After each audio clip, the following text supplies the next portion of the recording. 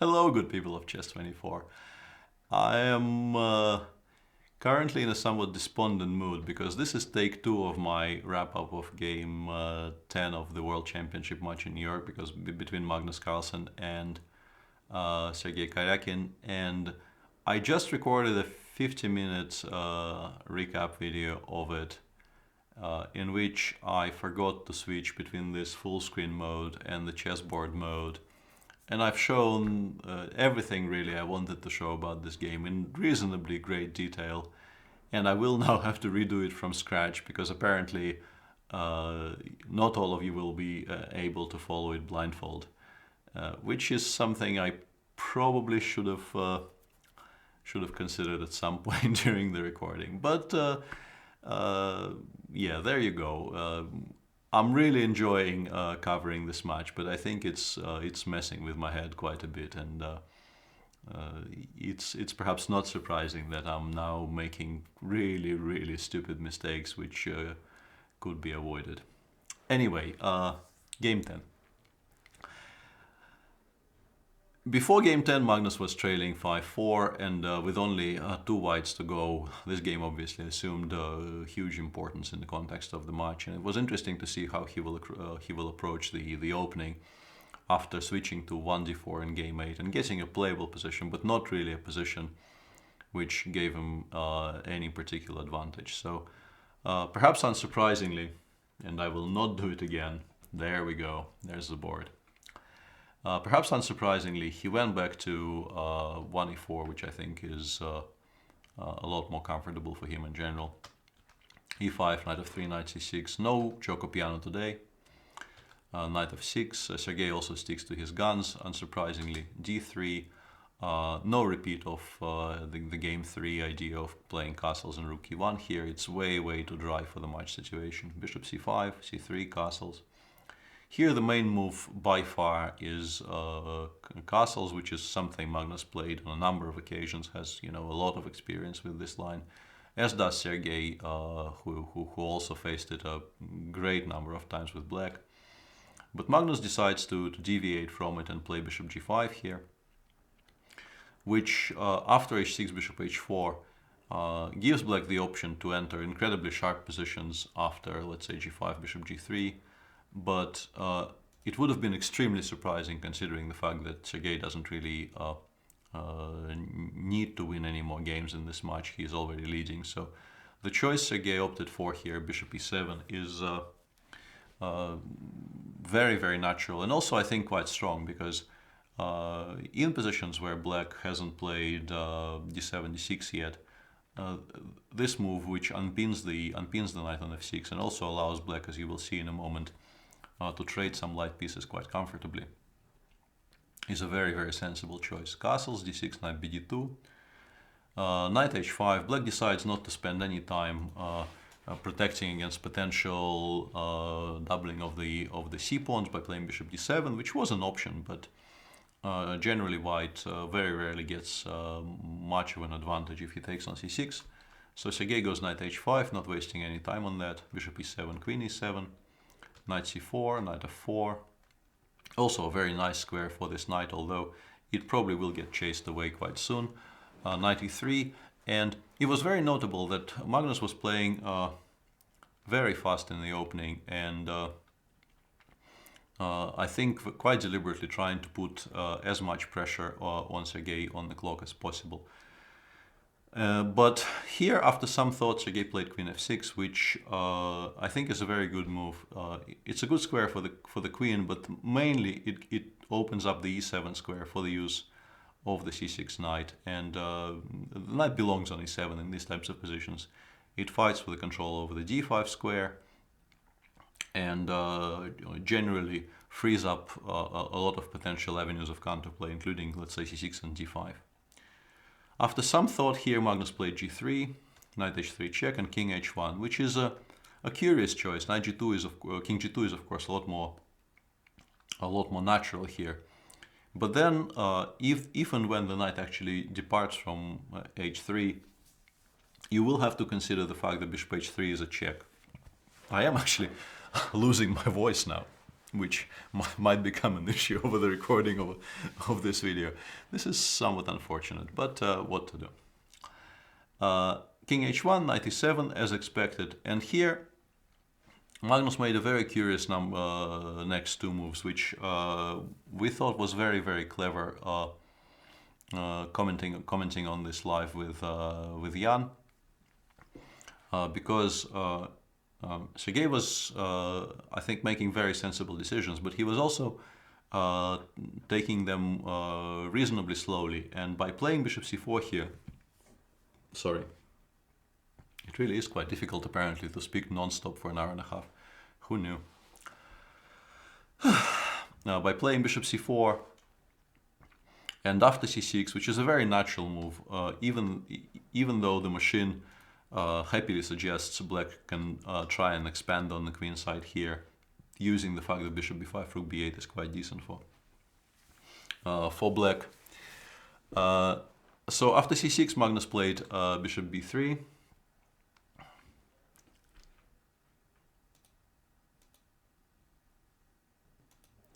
Sorry, it took a bit of a pause there because I really was struggling to continue speaking. Bishop b3, and although this is obviously not a sensational development, it did give black such a width of options that Sergey continued burning time, and at some point it looked like it might lead to a very, very serious time trouble for him.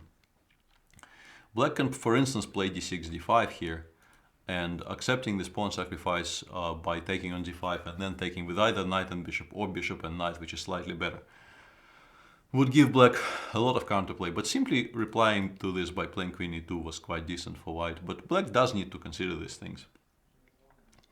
And if bishop e6, white can both take on e6 and maybe ignore it by playing d4. Both options are very playable. Knight g6. Queen e2, which is natural because you do need to protect the f2 pawn in order to have at least the option of moving the knight away from f3. And also your plan probably is rook a d1 and d4 here. a5, a4. This already wasn't really forced. We were expecting Magnus to play something like d4, a4, bishop c2 here, which does lead to a slight but stable advantage for white. I think the idea of expanding in the center here is already quite justified. But Magnus played a4, black played bishop e6.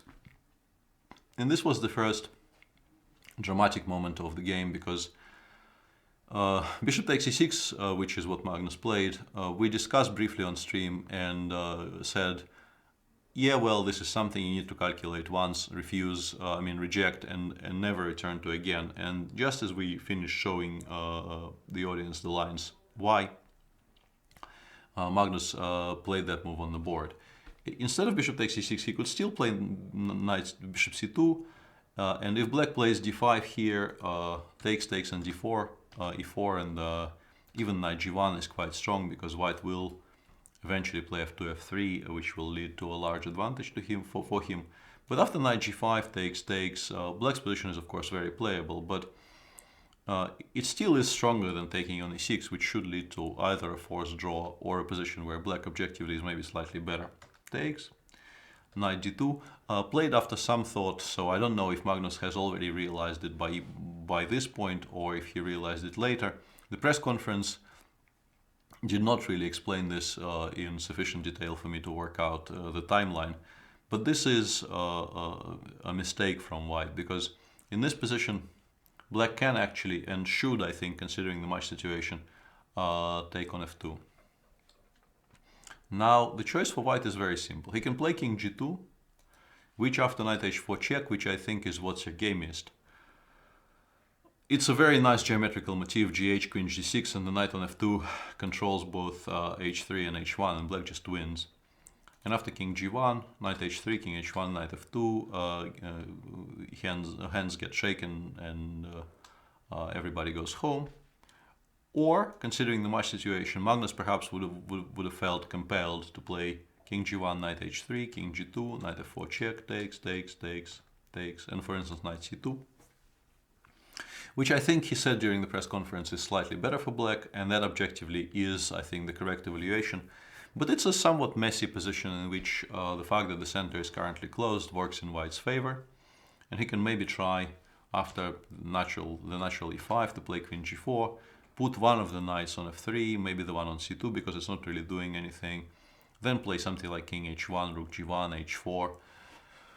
And whilst the position remains somewhat closed and white is in control of the king side and doesn't allow the black pawns to march down the board, it's still a reasonably unclear position, although there should be no doubt that black is doing very well here.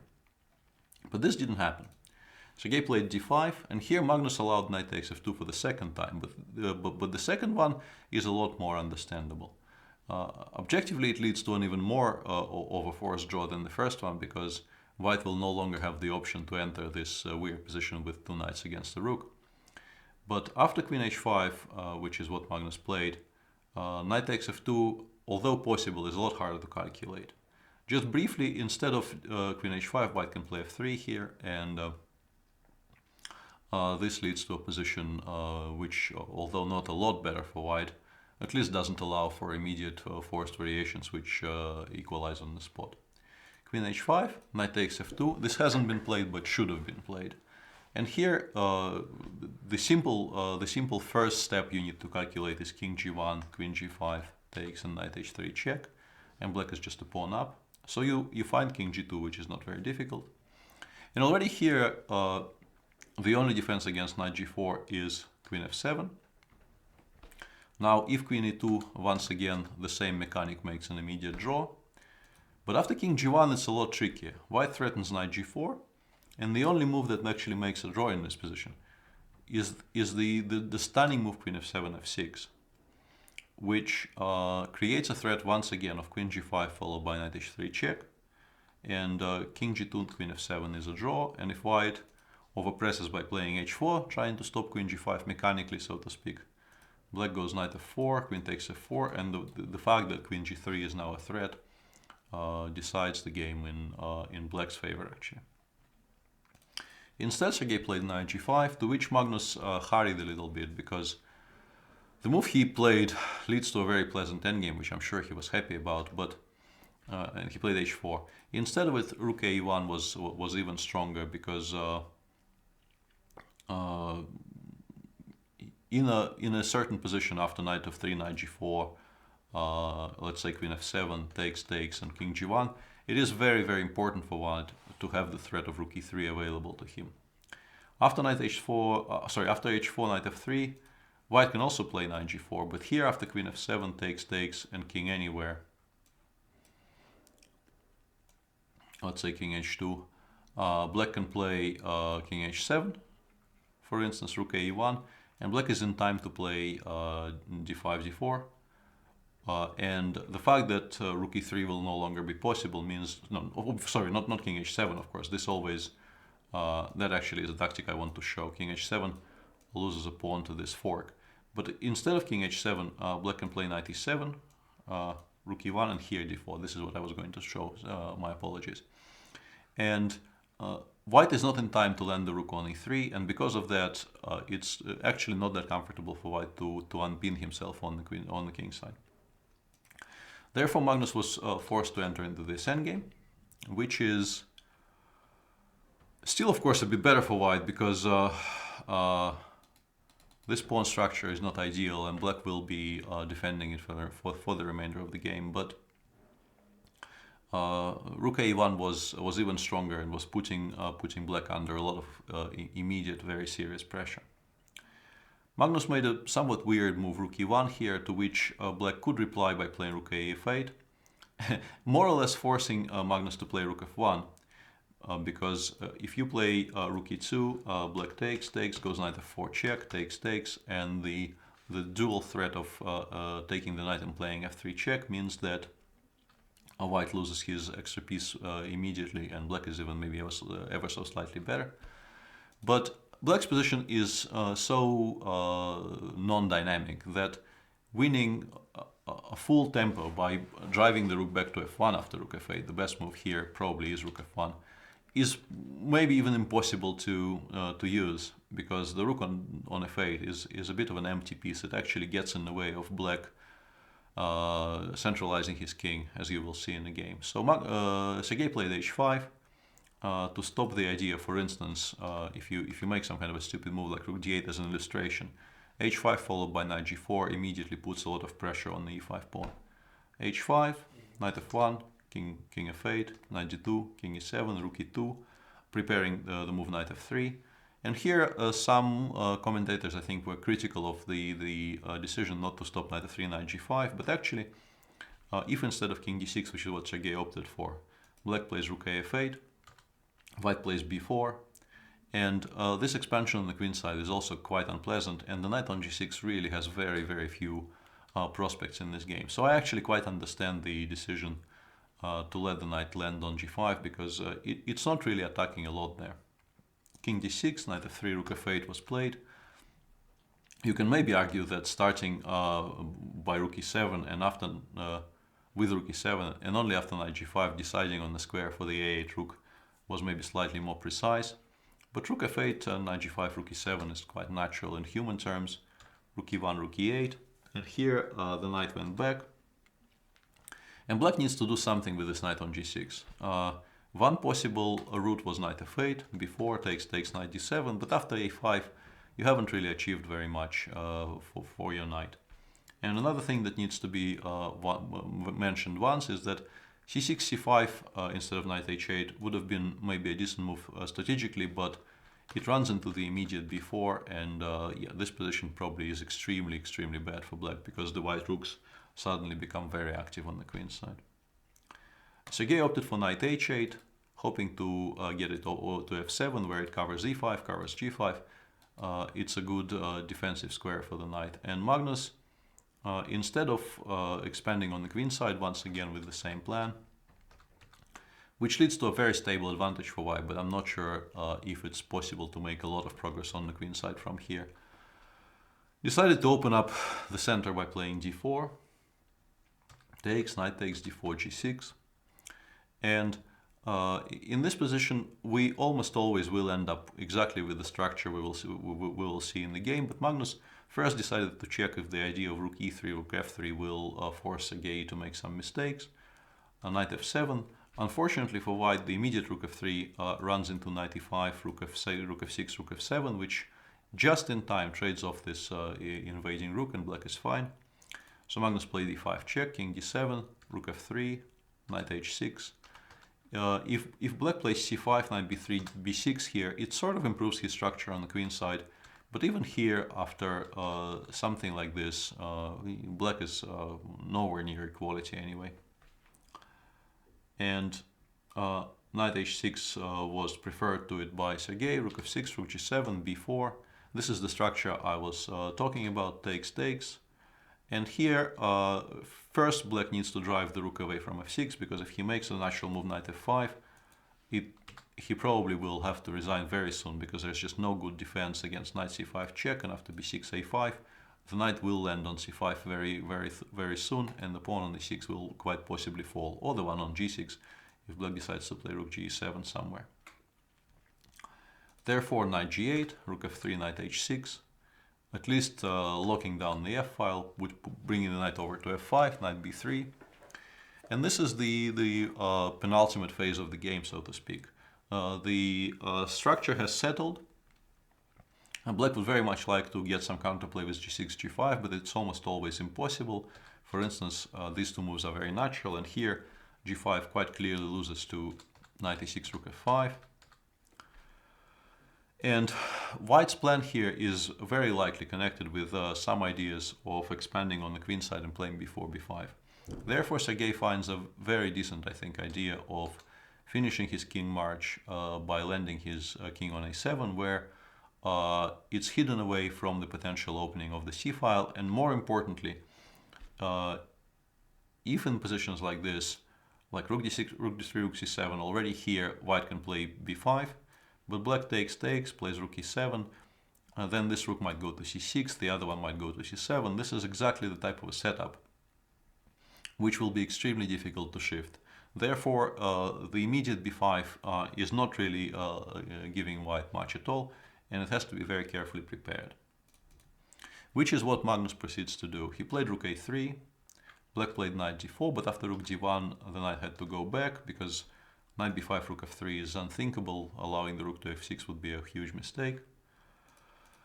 And here Magnus played king h3, knight h6 and f3. And this, to a certain extent, is the absolute maximum white can achieve without deciding on one of the two pawn breaks. Either, well, g4 is not a pawn break, but it's an improvement of white structure, and it also will limit the black knight to some potentially poorer squares. Of course, f5 is by far the best square for this knight. Because white somewhat weakened his king side by playing f3, it was immediately possible, for instance, to play rook g7 here.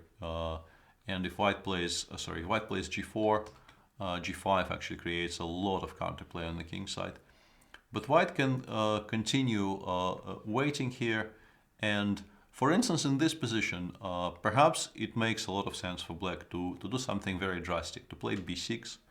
If white takes, the black king gets access to the b5 and c4 squares, so something like this is not even particularly threatening because the king will just run forward, maybe even immediately. And if knight a4, which is the normal reply to b6 in these positions, forcing black to either open up the b file, which is generally very, very bad, or to play b5, which creates a protected passed pawn on the a file for white. But here in particular, connected with the idea of playing g6, g5, this maybe was objectively not a stupid idea at all for black. But I think it's incredibly difficult for the challenger who is leading the world championship match by a point here to suddenly start committing to active counterplay, which strategically ruins your position completely. I mean, you don't really want to create such a monster on a5. If white is somehow in time to, I don't know, play rook c3, knight b3, rook dc1, land the knight on d4, black's position will completely collapse. Therefore, you are fully committed to making your counterplay on the other side of the board count. And it's a decision which I think in practical terms almost impossible to make. Sergey played rook f7, for the time being stopping g4 because then this wins a pawn.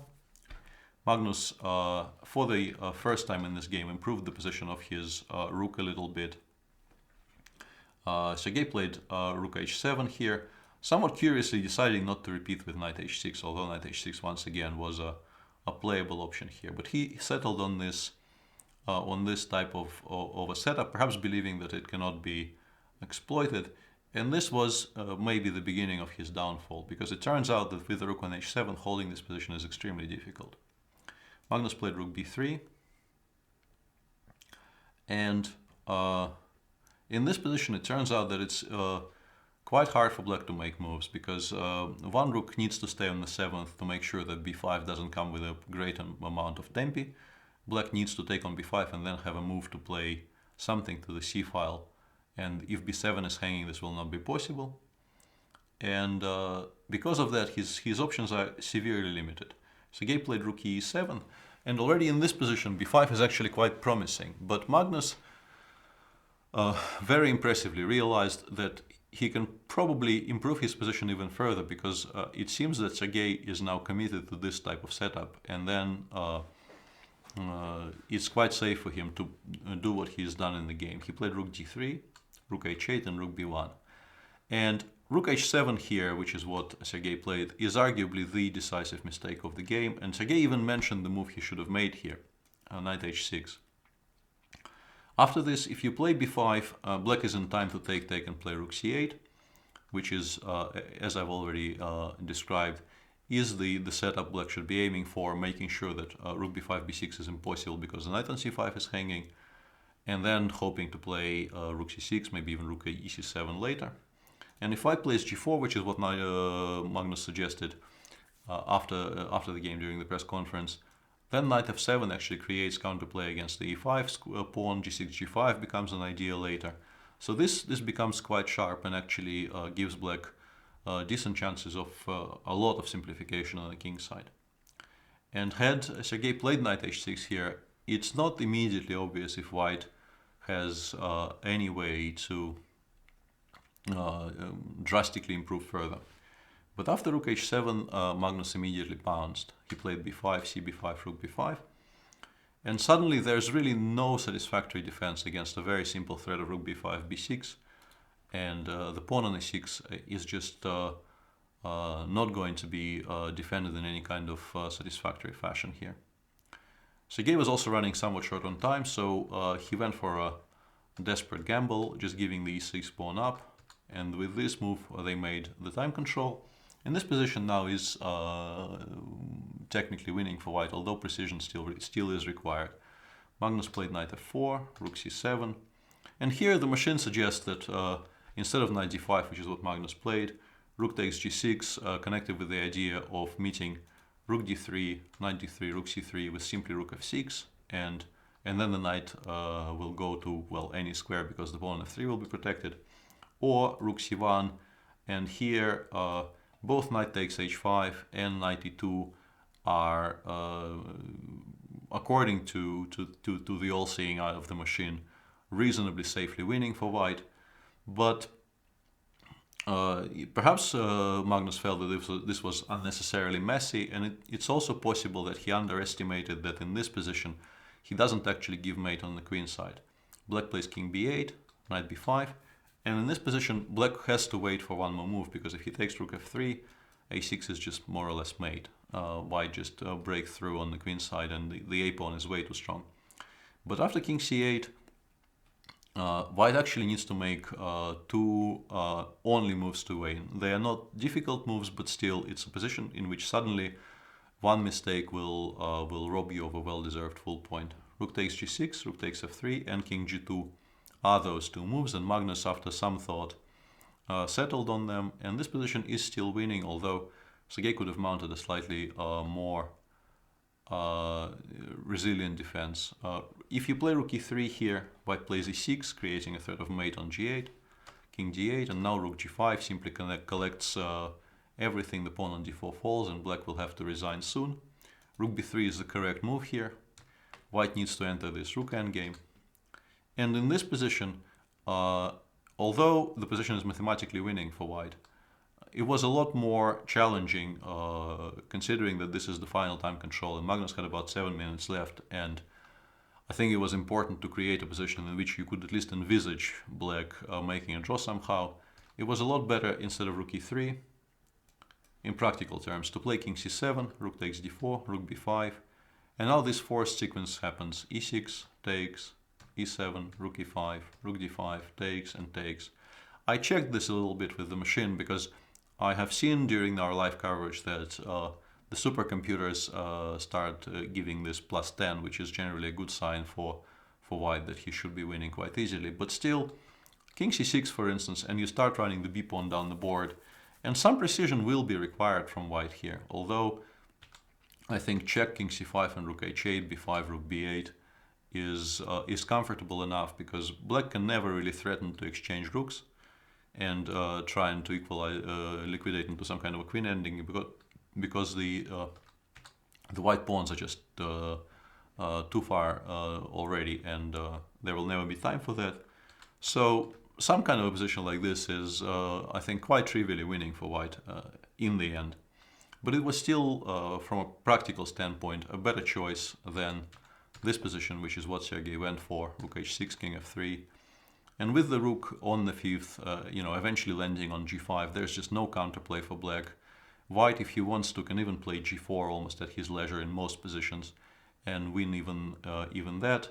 But after Sergey's king b8, king a7, once again decentralizing his king, Magnus played king g5, king f6, and black resigned, because the threat of king g7 means that the pawn on h5 falls, and white wins entirely easily now. So Magnus wins game 10, and the match is now equal with only 2 games to go, 5-5. Today is the rest day in New York. Game 11 will be played on a Saturday, then another rest day, and game 12 on Monday, with potential tie breaks if those two games don't determine the winner on Wednesday. Of course, having finally broken through Sergey's defenses in a very, very difficult, nervy, but from a certain point on, I think incredibly impressively played game by Magnus. Of course, Magnus feels a lot better about his prospects, but once again, I think history teaches us that Sergey is one of the more psychologically resilient people playing top-level chess these days. He has shown both in the World Cup in Baku, which I am, you know, that I can attest to personally, and also in the candidates, that he is very, very good at shaking off painful losses and playing quite well afterwards. So with a very, very short match on our hands, it is now more or less your typical World Cup match, not even a final World Cup match, with a short two-game match. Score is pretty much 0-0, with 2 games to go and tie breaks after that. And this is something Sergey has experience with, and we are in for a treat. I think the last 2 should be incredibly interesting, as evidenced by my complete inability to even record a simple video without having to start from beginning. It has been very exhausting, but also extremely interesting to watch this and to bring it to you live and in these recaps. And I'm really looking forward to the last 2, and I hope you stick with us and continue watching our coverage of the World Championship match. See you on Saturday. This has been Peter Svidler for Chess24 with the highlights of Game 10 from New York.